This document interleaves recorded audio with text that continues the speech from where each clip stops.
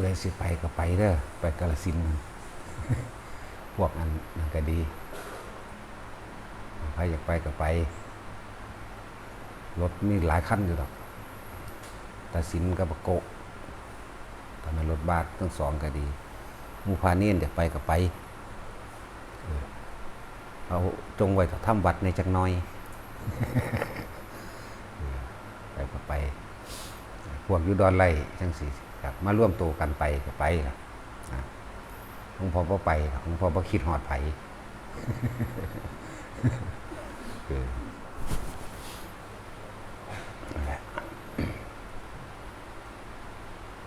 ถ้าเฮาบ่เป็นเจ้าของสิ่งใดเฮาก็บ่มีอันใดที่ต้องสูญเสียอีกฟังดีๆเด้อเฮาบ่เป็นเจ้าของสิ่งใดเฮาก็บ่มีอีหยังที่จะต้องสูญเสียนั่นแหละว่าทุกคนฟังเข้าใจดีอยู่ดอกแต่ว่าเสียได้ขนาดใดถ้าบ่เกิดก็บ่ตายถ้าบ่คิดก็บ่เกิดนะถ้าไม่รักก็ไม่เกลียดถ้าไม่พอใจคำว่าพอใจก็ไม่เกิดเพราะความพอใจและความบ่พอใจสัตว์ทั้งหลายจึงเวียนว่ายตายเกิดถ้าไม่รักก็ไม่เกลียดถ้าไม่เกิดก็ไม่ตายถ้าไม่คิดก็ไม่เกิดเหตุจักใดทั้งสิหยุดคิดใดถ้าไม่เป็นเจ้าของสิ่งใดเราก็ไม่ต้องสูญเสียอะไรเลยเข้าใจว่าล่ะถ้าไม่มีความหวังก็ไม่ต้องรอถ้าไม่อยากได้ก็ไม่ต้องดิ้นรนขวนขวายนั่นแหละทุกคนฟังเข้าใจเวิร์ดนั่นแหละแต่ว่า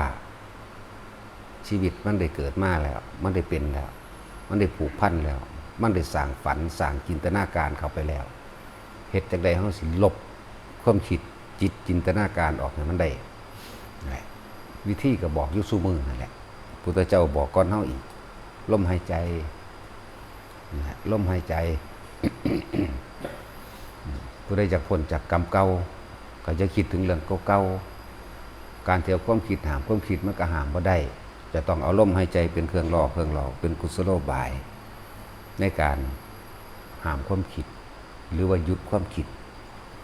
ถ้าหยุดความคิดทุกอย่างก็หยุดนั่นแหละฟังดีๆโรดเดอร์ถ้าไม่เกิดก็ไม่ตายถ้าว่าอยากตายก็บ่ต้องเกิดถ้าไม่คิดในความอยากได้และอยากเป็นนี่แหละหยุดเกิดได้เลยกรรมเก่าที่มีมากเพียงใดก็ช่าง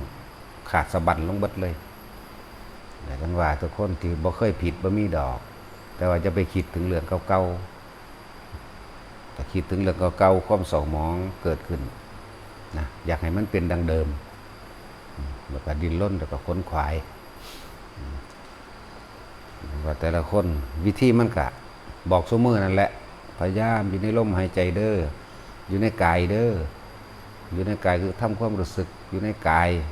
รู้สึกดิ่มนวลอยู่กลางหน้าผากมั่งหัวมั่งกลางอกมั่ง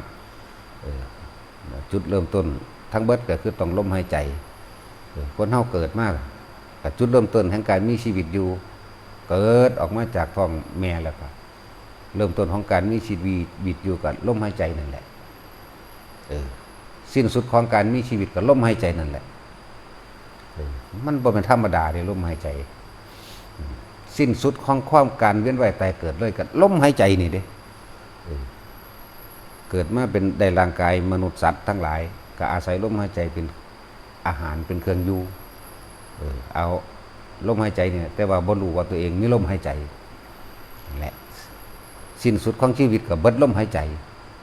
แต่ว่าลมหายใจมีอีกอย่างที่มากยิ่งกว่านั้นอีกถ้าเฮาใส่สติ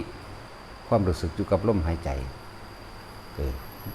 บ่มาเกิดเลยกับลมหายใจนั่นแหละเอาพอ